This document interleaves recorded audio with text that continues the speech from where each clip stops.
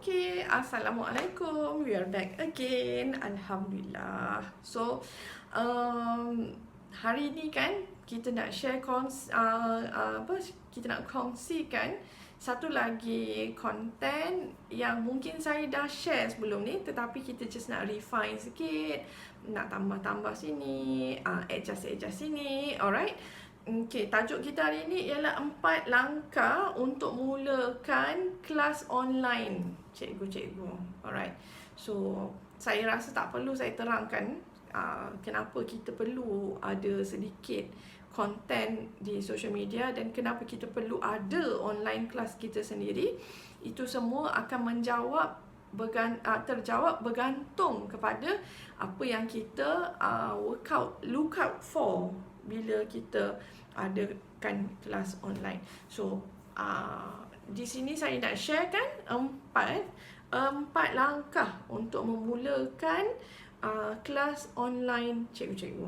Okay, mungkin ada yang saya dah kongsikan sebelum ni, tapi hari ini kita ada specifically lagi 4 untuk cikgu-cikgu take note. Okay, are you ready?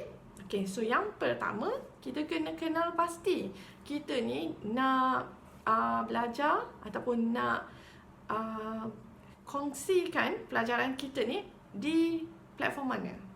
Apa yang sesuai? Pakai TikTok ke sesuai? Pakai gambar dekat Instagram lagi sesuai ke? Pakai Facebook okey ke?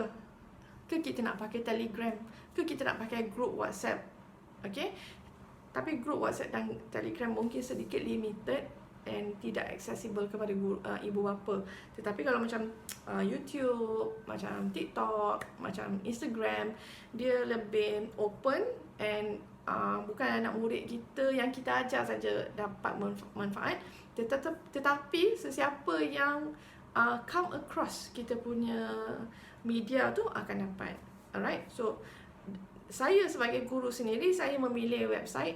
Okay, sentiasa saya dah dekat nak 10 tahun ada website teachersherry.com tu. Nama saja berubah-ubah, tetapi teachersherry.com punya konten tu dah dekat almost 10 years. Okay, daripada sebuah blog pendidikan menjadi macam-macam konten pelajaran, termasuklah material yang saya bangunkan dan saya jual. Okay, and then yang kedua, okay, cikgu-cikgu bolehlah dah pilih platform, kita kena kenal pasti macam mana engagement, macam mana kita nak hook anak murid kita ataupun buat anak murid kita dah tengok dan nak tengok lagi, dah tengok nak tengok lagi. Dan yang kedua ialah bukan saja dah tengok dan nak tengok lagi, dah tengok dia share dengan kawan-kawan dia share dengan family members dia share dengan sepupu-sepupu dia di luar kawasan KL, di luar pedalaman, di luar bandar, macam tu. So, ilmu itu diteruskan, dipanjang-panjangkan dan menjadi manfaat yang baik kepada orang lain. Dan video anda jadi cikgu-cikgu jadi berterusan ditonton. Okey, kenapa pentingnya benda ni? Dia menjadikan cikgu sentiasa relevan dalam social media ataupun dalam arena alam maya, dalam arena pendidikan alam maya.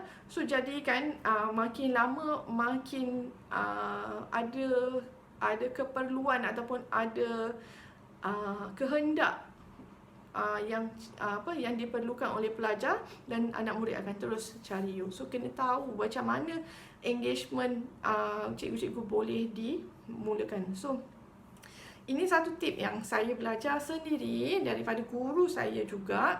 Okay, saya masuk kelas dia. Okay, dia buka satu grup Facebook. Okay, kat situ dia masukkan.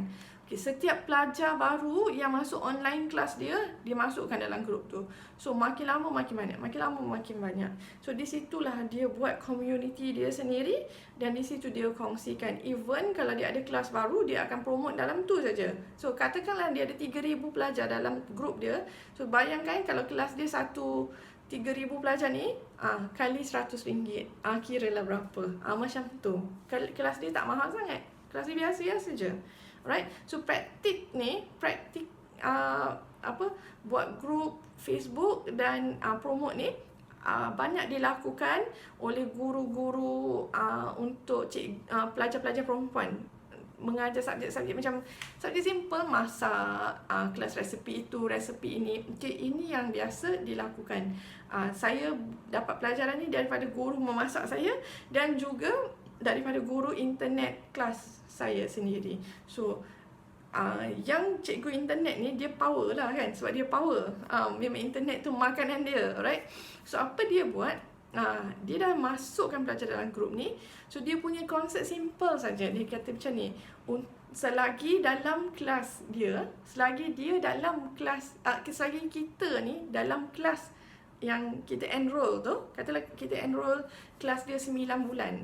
Okay, selagi dalam 9 bulan ni, selagi itulah setiap hari yang dia tulis konten di social media, kononnya Facebook, ataupun masa tu ada Instagram je, tak ada TikTok lagi.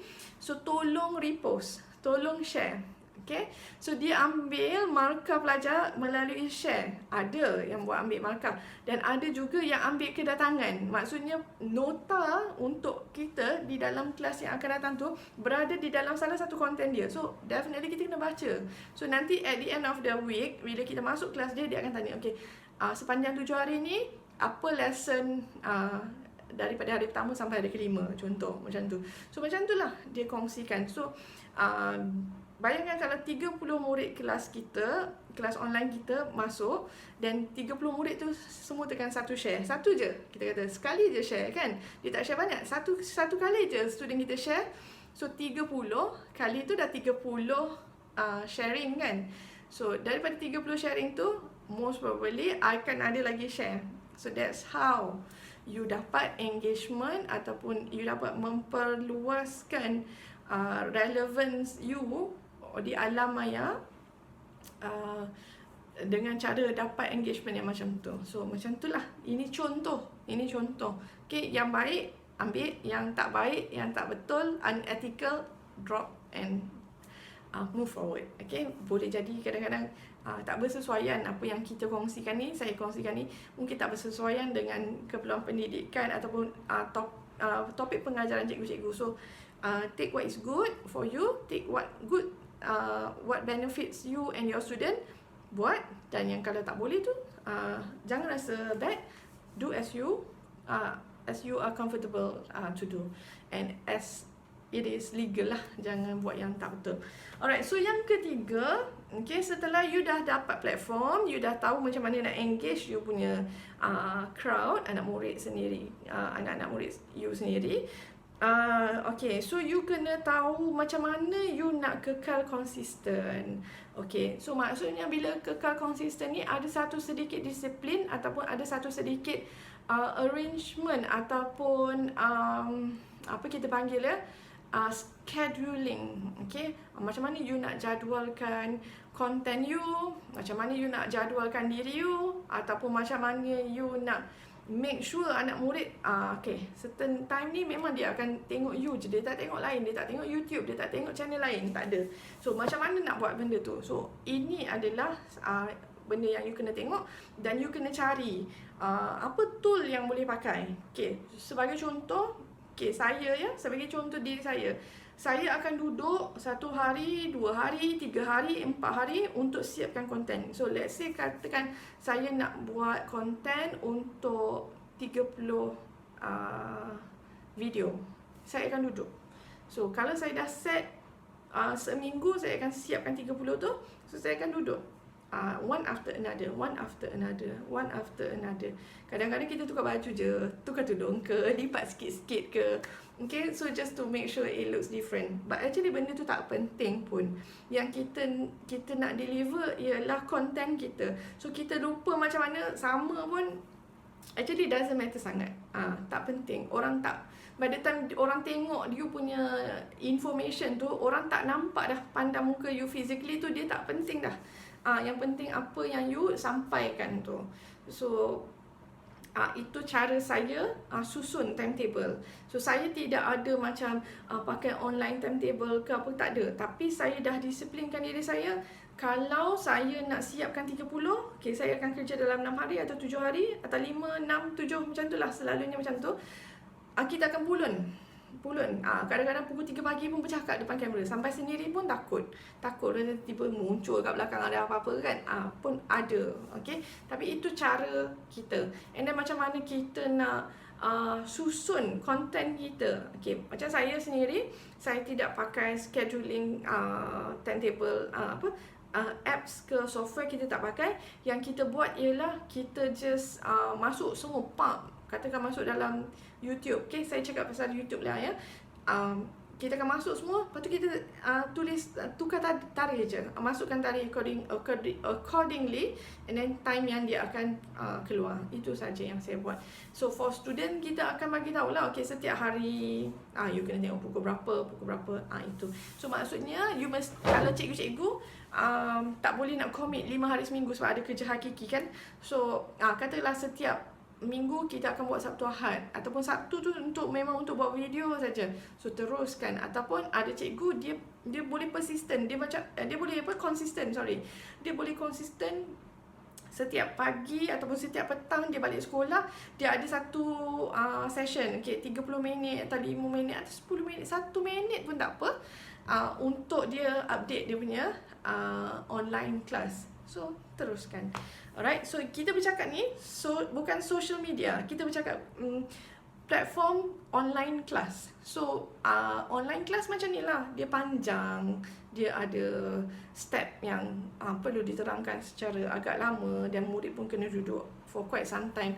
So dia tak sama dengan social media. So yang kita topik kita hari ni adalah macam mana kita nak mulakan kelas online kita. So benda-benda ni, so kena faham lah, bila online class maksudnya sekali duduk tu bukan 1 minit. Kita akan duduk dalam 5 minutes, 10 minutes, ataupun macam cikgu sekolah kan 40 minit terus. Nasib lah kan. Tapi saya rasa kalau online, kelas online, kita tak memerlukan as long as 40 minit tu. Sebab especially bila kita ada task dan kita kena anak murid kita respond to the task, saya tak rasa dia akan jadi sepanjang 40 minit macam mana kita pergi dalam physical class.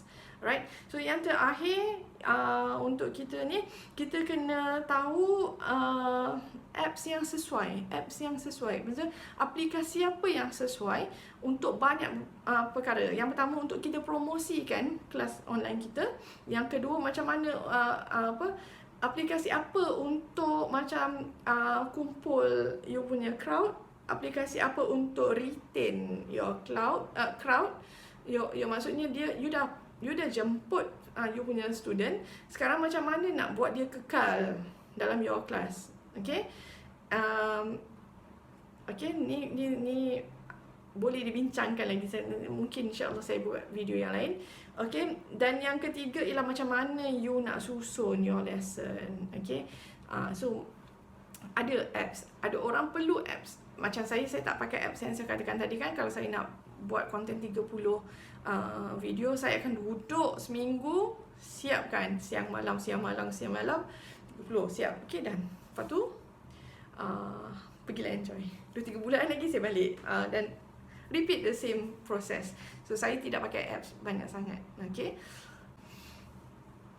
So itu tadi bagaimana cara ataupun 4 langkah untuk cikgu-cikgu boleh cuba dan mulakan kelas online. Okay.